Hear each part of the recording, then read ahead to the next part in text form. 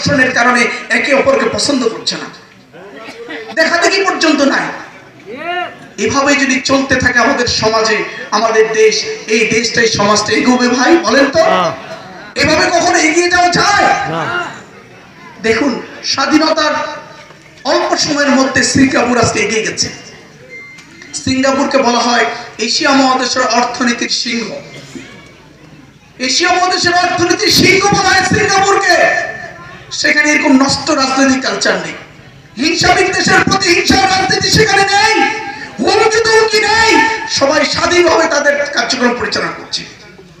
Malaysia স্বাধীনতার কত পরে এসে অল্প সময়ের ভিতরে অর্থনৈতিক দিক থেকে এগিয়ে গেছে, সেখানে এই ধরনের প্রতিহিংসার রাজনীতি নেই, মামলাবাজির রাজনীতি নেই, দখলবাজির রাজনীতি নেই, টেন্ডারবাজির রাজনীতি নেই, চাঁদাবাজির রাজনীতি সেখানে আমরা দেখি না। জার্মানি, জাপান দ্বিতীয় বিশ্বযুদ্ধের সময় পারমাণবিক বোমা দিয়ে দুইটা দেশটিকে ধ্বংস করে দেওয়া হয়েছিল। ধ্বংসস্তূপের মধ্যে অল্প সময়ের ভিতরে আজকে তারা দাঁড়িয়ে গেছে পৃথিবীর মানচিত্রে অর্থনৈতিক শক্তি হিসেবে তারা আত্মপ্রকাশ করেছে। কিন্তু বাংলাদেশ স্বাধীনতার 54 বছর অতিবাহিত হয়েছে। একটা দেশের জন্য এই 54 বছর খুব কম সময় না, বিরাট সময় অতিবাহিত করেছি, কিন্তু আমরা আজকে পৃথিবীর মানচিত্রে আমরা দাঁড়াতে পারিনি। কারণ একটাই, দুর্নীতি। আমরা দুর্নীতির চ্যাম্পিয়ন হই।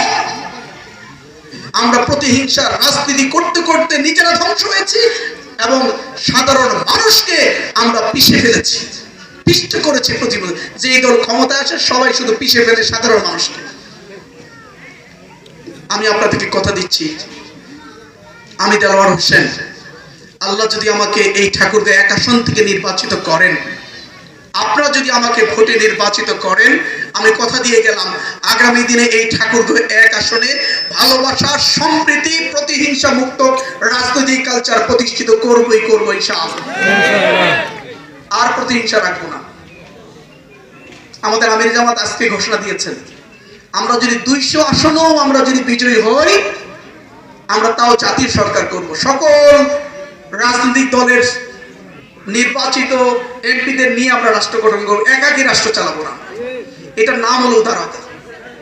আমরা সবসময় দেশের কথা চিন্তা করি, আমরা সবসময় ভালোবাসার রাজনীতি চিন্তা করি, সম্প্রীতির রাজনীতি চিন্তা করি, কিন্তু যারা আমাদের আজকে প্রতিপক্ষ ভাবছেন তারা শুধু নিজেদের নিয়ে চিন্তা করছেন, দেশের জন্য চিন্তা করছেন না। এই জন্যই মানুষ আপনাদেরকে প্রত্যাখ্যান করতেছে এবং সব জায়গা থেকে ধীরে ধীরে আপনারা মাইনাস হয়ে যাবেন, সমাজ থেকেও আপনাদেরকে একঘরে হয়ে যাবেন। একটা পর্যায়ে দেখবেন ওই যে যারা পালিয়ে গেছে তাদের মতো করে আপনাদের অবস্থা তৈরি হয়ে যাবে। সুতরাং ওই অবস্থা তৈরি হওয়ার আগেই যদি আপনার সংশোধন হয়ে যান, ক্ষমা চেয়ে নেন। যে মানুষটার উপরে জুলুম চালিয়েছিলেন, যে মানুষটার কাছে চাঁদা নিয়েছেন, যে মানুষটার জমি দখল করেছিলেন, যে মানুষটাকে মিথ্যা মামলা দিয়ে জেলখানে ঢুকিয়েছিলেন, সেই মানুষটার কাছে ক্ষমা চেয়ে নেন, ভুল স্বীকার করেন, আর বলেন যে আল্লাহর রাস্তে জীবনে আর কখনো এই ধরনের নষ্ট রাজনীতি করব না। এখন থেকে ভালোবাসার রাজনীতি করব, সৌহার্দ্যের রাজনীতি করব, তাহলেই কেবলমাত্র আবার মানুষ হয়তো আপনাদেরকে ভালোবাসবে, না হলে আপনাদেরও রক্ষা নেই। সম্মানিত ভাইয়ের আমার, আজকে স্বাধীনতার 54 বছরও আজকে স্বাস্থ্য সেবা নিয়ে আমাদেরকে কথা বলতে হচ্ছে।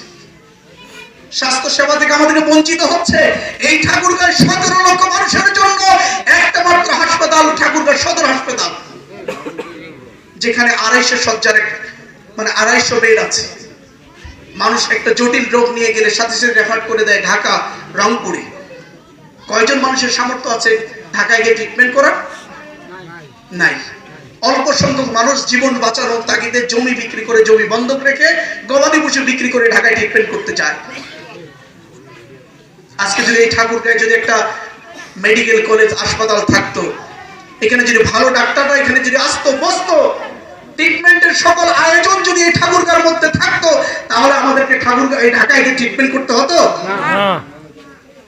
আজকে যদি এই ঠাকুরগাঁওর মধ্যে যদি বিমানবন্দরটা চালু থাকতো,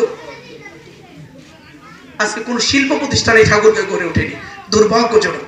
এত এমপি বানালাম, এত মন্ত্রী বানালাম, কেউ আমাদেরকে শিল্প প্রতিষ্ঠান বানিয়ে দিল না। ঠাকুরগাঁও যা ছিল তা বন্ধ করে দিয়েছে। বিমানবন্দর ছিল, ব্রিটিশ আমলে বন্ধ করে দিয়েছে। চিনি কল একটা যে বেহাল দশা, যে জীর্ণ শীর্ণ অবস্থা, যে কোনো সময় বলবে এটা বন্ধ। নতুন কোনো সৃষ্টি করতে পারেনি, পুরাতন গুলোকে শুধু নষ্ট করে দিয়েছে, ধ্বংস করে দিয়েছে।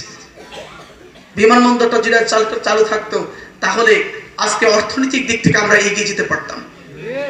আজকে এই ঠাকুরগাঁ থেকে ঢাকায় যেতে আমাদের 9 থেকে 12 ঘন্টা লাগে।